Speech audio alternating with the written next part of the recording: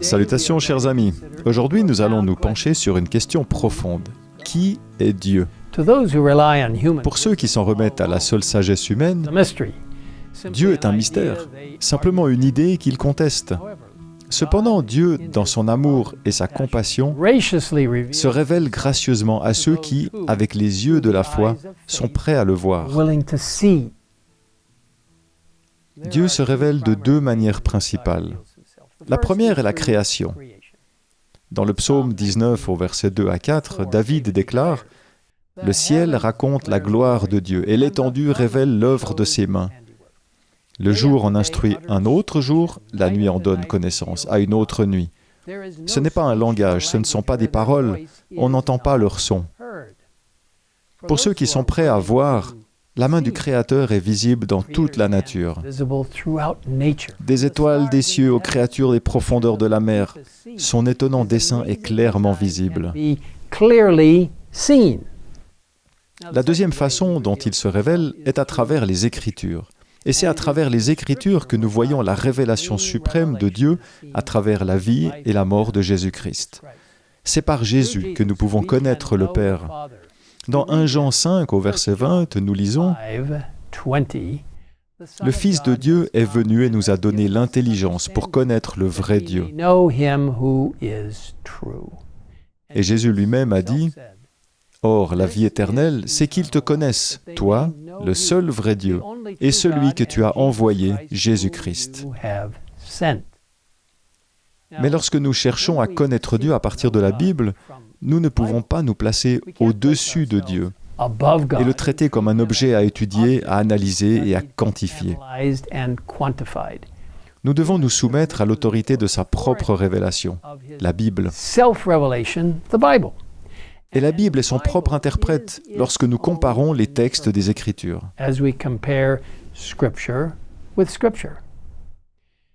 La Bible révèle que Dieu existe par lui-même, car il a la vie en lui-même. Comme nous le lisons dans Jean 5 au verset 26. Il est tout-puissant et omniscient, connaissant la fin depuis le commencement, puisqu'il est l'alpha et l'oméga, comme nous le lisons dans Apocalypse 1 au verset 8. Dieu est omniprésent, transcendant l'espace et le temps, mais il est pleinement présent partout et à tout moment, comme l'indique le psaume 139 au verset 7 et Hébreux 4 au verset 13. Dieu est tout-puissant et rien ne lui est impossible. Il est immuable et parfait. « Je suis l'Éternel, je ne change pas », déclare-t-il dans Malachie 3 au verset 6. En tant qu'adventistes du 7e jour, nous croyons que les Écritures enseignent qu'il n'y a qu'un seul Dieu et que ce Dieu unique est composé de 3 personnes coéternelles travaillant ensemble dans l'unité. Nous adhérons pleinement à notre croyance fondamentale numéro 2 qui stipule « Il y a un seul Dieu, Père, Fils et Saint-Esprit, unité de 3 personnes coéternelles. Dieu est immortel, omnipotent, omniscient, souverain et omniprésent. Il est infini et dépasse la compréhension humaine. Cependant, il peut être connu au travers de sa révélation. Il est pour toujours digne d'être invoqué, adoré et servi par toute la création. » Examinons maintenant brièvement ce que les Écritures disent de la divinité. Dans le livre de la Genèse, nous entendons à plusieurs reprises Dieu se désigner lui-même au pluriel. Dans Genèse 1 au verset 26, Dieu déclare « Faisons l'homme à notre image ». Dans Genèse 3 au verset 22, il dit « Voilà que l'homme est devenu comme l'un de nous pour la connaissance du bien et du mal ». Et dans Genèse 11 au verset 7, nous entendons Dieu dire « Descendons ». Certaines références renvoient spécifiquement au Saint-Esprit, comme dans le récit de la création, où nous lisons dans Genèse 1 au verset 2, « L'Esprit de Dieu planait au-dessus de l'eau ». Et dans Ésaïe 48 au verset 16, nous voyons les 3 personnes de la Trinité. Le Seigneur, l'Éternel, le Père, m'a envoyé, moi, le Fils de Dieu, avec son Esprit, le Saint-Esprit. L'incarnation de Jésus-Christ est un bel exemple de la façon dont les trois membres de la Trinité travaillent en étroite collaboration. Le Père a donné son Fils, le Christ s'est donné lui-même, et l'Esprit a donné naissance à Jésus.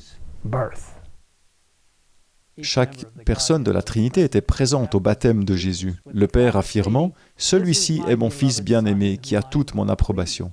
Le Christ se faisant lui-même baptiser pour nous servir d'exemple, et l'Esprit donnant sa puissance à Jésus en descendant sur lui sous la forme d'une colombe. Peu avant sa mort, Jésus a promis d'envoyer le Saint-Esprit comme aide et a recommencé à son Église de baptiser au nom du Père, du Fils et du Saint-Esprit. Aujourd'hui, le Père et le Fils nous tendent la main par l'intermédiaire du Saint-Esprit.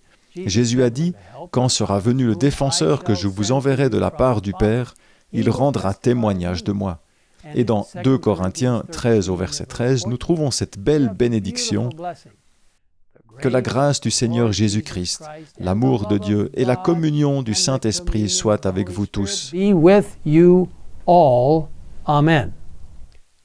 Vous savez, mes amis, l'eau est une substance intéressante. Elle peut se déverser en cascade, remplir des lacs et des rivières qui se jettent dans la mer. Elle peut être gelée, se transformant en glace, recouvrant les pôles de la terre, et elle peut s'élever sous forme de vapeur, glacée ou brûlante. 3 formes, liquide, solide et vapeur.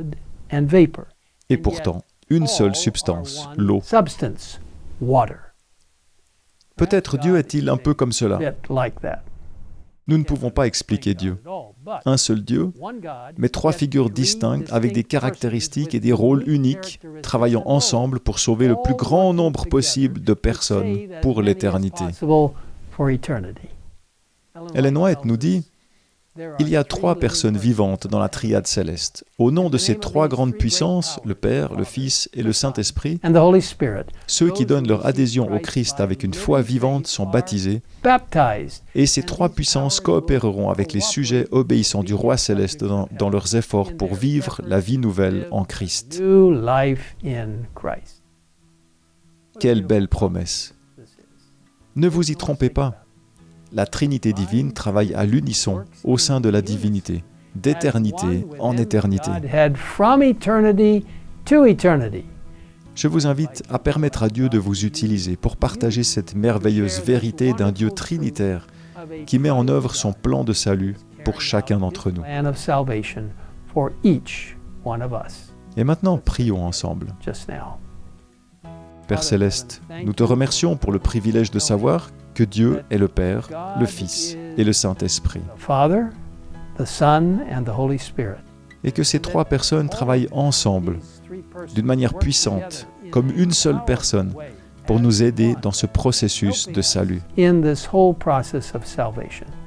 te remercions pour la merveilleuse façon dont tu nous instruis et nous aides à comprendre plus clairement les belles caractéristiques de Dieu. Nous reconnaissons que nous ne pourrons jamais comprendre pleinement toute la magnificence de Dieu. Mais tu nous as donné une direction et nous t'en sommes très reconnaissants. Merci de nous avoir écoutés. Nous te le demandons au nom de Jésus. Amen. Amen.